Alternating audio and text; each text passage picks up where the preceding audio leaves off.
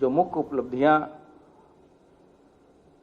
Police की रही हैं उसमें सबसे बड़ी उपलब्धि ये है कि मार्च 2022 से अब तक कोई भी सांप्रदायिक या कोई भी बड़ी जातिगत संघर्ष की घटना नहीं होने दी गई है। इसका मुख्य कारण यह है कि हमारी जो पुलिस रिस्पांस व्हीकल हैं 112, इसके रिस्पांस टाइम को कुछ दो पहिया वाहन भी ऐड करके कम किया गया है तथा आने वाले समय में इसके पूरे बेड़े को फेज वाइज बदलने का अभियान भी है। तो छोटी से छोटी घटना को तत्काल मौके पर जाके अटेंड करना तथा जो हमारे डिजिटल वॉलंटियर्स हैं उनके सहयोग से, कम्युनिटी के पार्टिसिपेशन से ये चीज़ें सफल हुई हैं। इसके अतिरिक्त जो विभागीय प्रयास है और प्रशासन का जो सहयोग है वो इसमें सबसे उल्लेखनीय है। इसके अतिरिक्त कोरोना खंड काल में भी, जबकि देश के अनेक भागों में हिंसा की सूचना मिली थी, प्रदेश में किसी भी तरह की कोई घटना नहीं होने दी गई, जबकि करोड़ों की संख्या में लोग यहाँ जो हमारे माइग्रेंट लेबर विभिन्न प्रदेशों से यहाँ लौटे थे। इसके अलावा जितने भी हमारे पर्व त्यौहार इत्यादि हैं उसका भी प्रॉपर तरीके से व्यवस्थाएं कराई गई। अपराध और अपराधियों के प्रति जो जीरो टॉलरेंस की नीति है उसमें मैंने आपको बताया कि माफियाओं के प्रति विशेष अभियान चलाया गया और अब तक लगभग 66 ऐसे माफिया हैं जिनका अनुश्रवण शासन के द्वारा किया जाता है तथा 11 माफिया ऐसे हैं जिनका अनुश्रवण डीजीपी मुख्यालय के द्वारा किया जाता है। इसमें जो मुख्य उपलब्धि रही है, इनके जो जब्तीकरण की कार्रवाई गैंगस्टर एक्ट में तथा ध्वस्तीकरण या इनके द्वारा जो अवैध कब्जे से जो भूमि अवमुक्त कराई गई है उसकी कुल धनराशि 2,827 करोड़ 62 लाख के करीब है तथा इनके जो ठेके, टेंडर और अवैध व्यवसाय है उससे होने वाली वार्षिक हानि लगभग 1420 करोड़ से अधिक है। इस दौरान जो चिन्हित माफिया हैं उनके गैंगों के विरुद्ध अगर हम कार्रवाई देखें तो 1044 लोगों के विरुद्ध कार्रवाई हुई है और जिसमें 590 अभियोग पंजीकृत हुए हैं। इस दौरान 506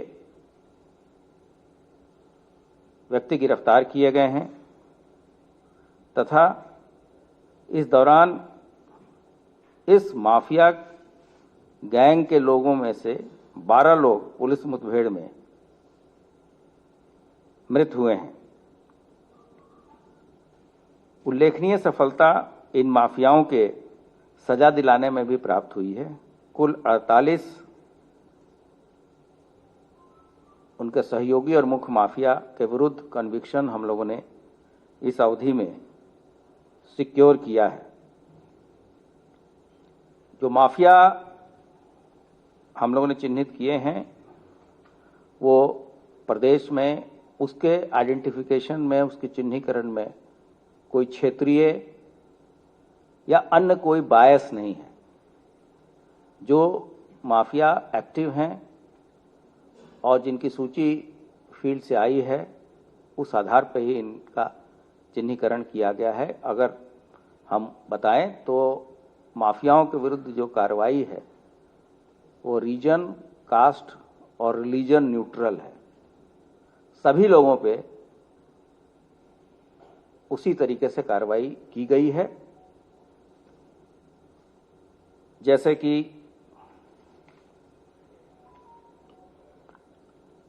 इसमें कोई भेदभाव की बात ना आए। इसमें 2 माफियाओं के सहयोगियों को मृत्युदंड की भी सजा प्राप्त हुई है।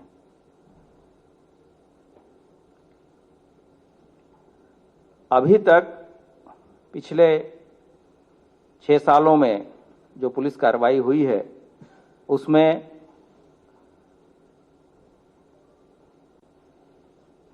मारे जाने वाले बदमाशों की संख्या 179 है तथा कुल कार्रवाई 10,814 है। इस कार्रवाई में हमारे 15 जवानों ने भी अपनी शहादत दी है तथा 1500 पुलिसकर्मी भी इस दौरान घायल हुए हैं। इसके अतिरिक्त 4,950 अन्य बदमाशों को भी घायल इस पुलिस एक्शन में हुए हैं।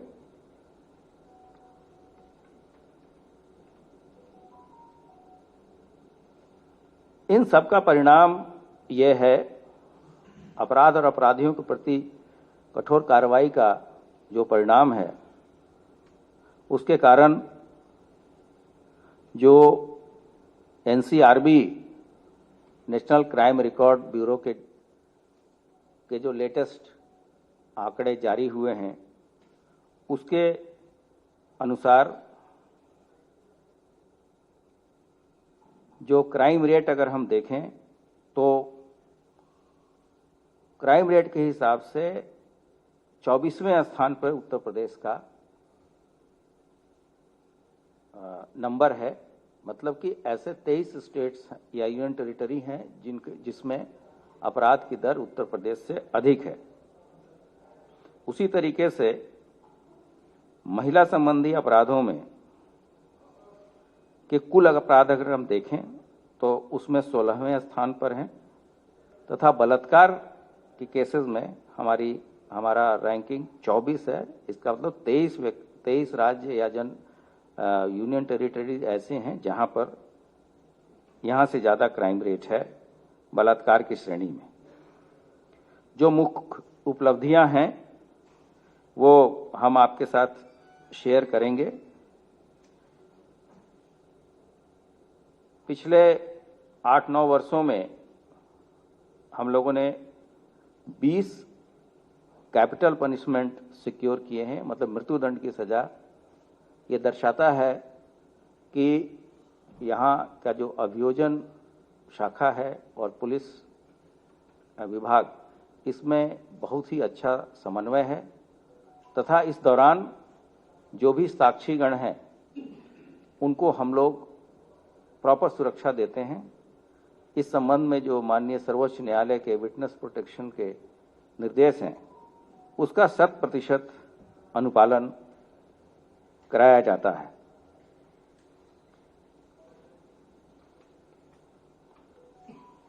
महिलाओं संबंधी अपराध में विशेषकर पॉक्सो और रेप के मामले में उनका समय से निस्तारण हो, ये शीर्ष प्राथमिकता हमारा जो महिला बाल एवं सुरक्षा संगठन है वो नोडल विभाग है, वो उसको देखता है। और डिस्पोजल के मामले में आज की तिथि में उत्तर प्रदेश का पहला स्थान है, जबकि आज से 6 महीने पहले ये हमारा स्थान 7वां था। कुल मिलाके जो शासन की नीति है अपराध और अपराधियों के प्रति जीरो टॉलरेंस की तथा माफियाओं के विरुद्ध कठोर कार्रवाई की, इसके साथ साथ जो हमारे महिलाएं हैं उसके सुरक्षा और सम्मान की, इसके लिए पूरा विभाग पूरी तरीके से कटिबद्ध है और लगातार इसमें अनवरत तरीके से लगा हुआ है। धन्यवाद। अखिलेश यादव जी ने आज मुरादाबाद की घटना का जिक्र किया है, कानपुर देहात की घटना का जिक्र किया है,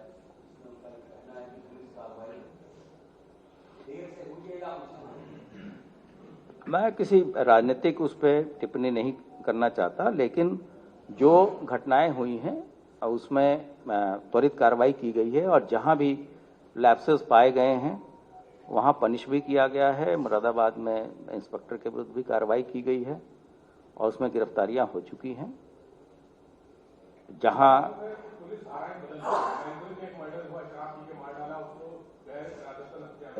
ये चीजें जो अफेक्टेड पार्टी हैं उनकी पूरी स्वतंत्रता रहती है। विवेचना के दौरान बहुत सारे लेवल हैं, सभी सीनियर अफसर वहां रहते हैं। वो अगर कोई ऐसी बात आएगी तो हम लोग देखेंगे, और अगर जानबूझ के इस तरह का कोई कृत्य किया गया है बिना मेडिकल रिपोर्ट और तथ्यों को जाने किसी घटना विशेष पे टिप्पणी करना उचित नहीं है। लेकिन हम पीड़ित को न्याय दिलाएंगे, ये हम आपको एश्योर करना चाहते हैं। एनसीआरबी डेटा के लिए जो उन्होंने कहा है कि जो एनसीआरबी का डेटा है वो ये बताता है कि कानून व्यवस्था है, वो तो पब्लिक डॉक्यूमेंट है। अगर आप एनसीआरबी के वेबसाइट पर देखेंगे तो जो लेटेस्ट डेटा है वो अपने आप आपको बताएगा। अगर कोई संख्या पे जाएगा तो संख्या तो पॉपुलेशन के हिसाब से होती है, किसी छोटे राज्य की तुलना संख्या के तरह यूपी से करना उचित नहीं है। लेकिन अगर दर की बात हो